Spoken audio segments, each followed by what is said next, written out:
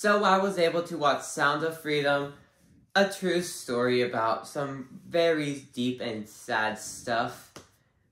So, was it a good movie? Here's my review on it. And if you're a true fan, you're gonna realize that I am not in my room. And if you're a really true fan, you will know what this place is. So, I'm not gonna say it, but yeah, I'm sorry for the echo. I don't have my normal setup here. But anyways, let's get on with the review. Let's start off with everything I liked about the film. So starting off, I feel like this movie did a really good job at actually diving into the concept that this movie is talking about. I don't want to say what it is because I don't know if YouTube will get in trouble with me. I don't know if I'll be in trouble with YouTube, so I won't say exactly what this movie tackles, but I'm sure you guys know what it is. But this movie does tackle some really deep and sad stuff that should be talked about, and I'm surprised not a lot of people talk about it in here. And this movie does a really good job at telling what they're telling. They did it in a beautiful way. They told this true story in a really good way. And yeah, they did it really well. Another thing on here, the score adds to what you're seeing on screen. Like, this is how you write music. The music matches up with what you're seeing on screen.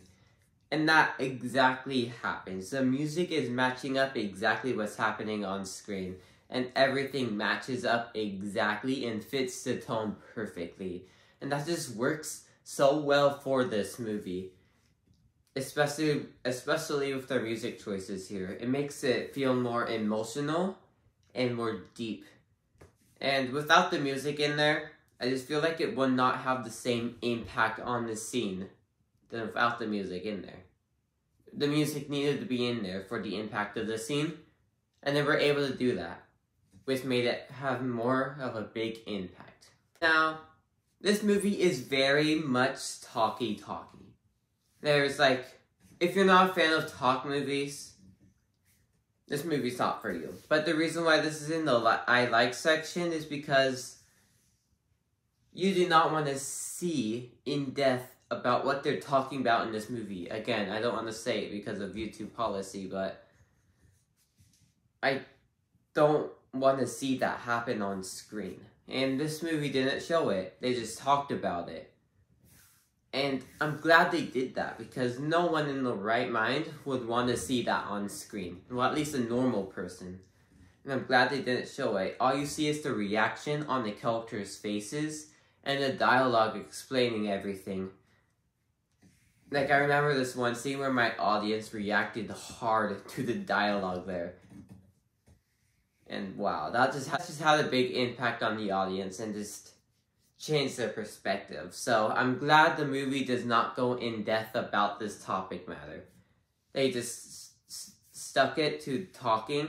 But keep in mind, if talking's not your thing, this movie's probably not for you. Now that being said, make sure you guys like and subscribe, comment down below, follow my letterbox called Dakotah Man Movie, and let's go on to what I didn't like about the movie. And I felt like a good 30 minutes of this movie went kind of slow. Like, the first 30 minutes of the movie hooked me, and the last 30 minutes of the movie hooked me, and then some of the middle hooked me. But then there's this good this good portion in here that didn't hook me, and made the pacing feel kind of slow, because there's this portion in here that I wasn't interested in.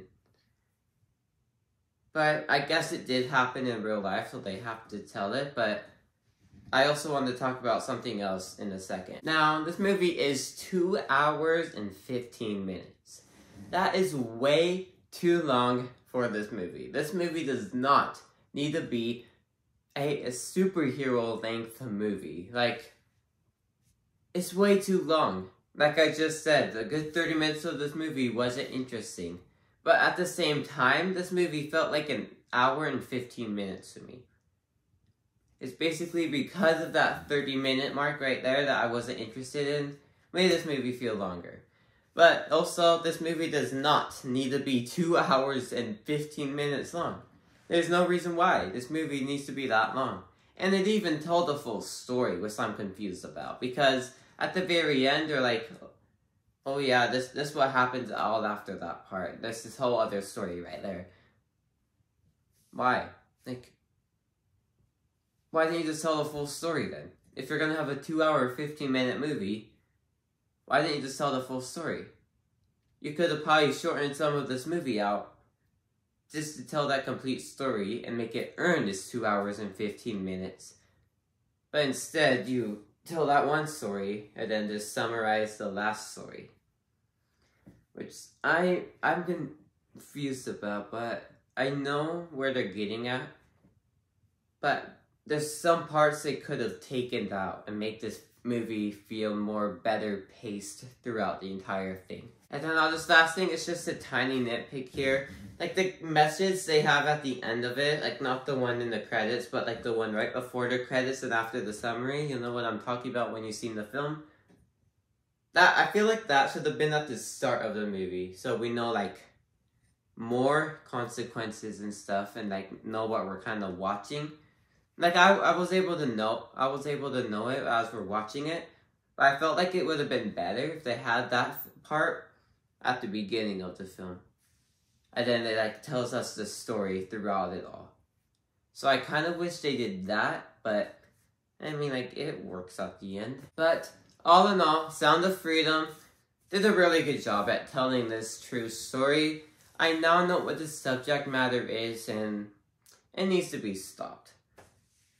Like, hashtag 2 million for 2 million is a good hashtag to keep following. And you guys, if you haven't seen this movie, check it out. Go support this movie. I think it's really important that you know what the subject matter is if you haven't seen it. Anyways, that is my review on Sound of Freedom. I do recommend this movie, and out of 10, I will give it a 7 out of 10. Thank you guys for watching, and I'll see you guys all next time. Goodbye.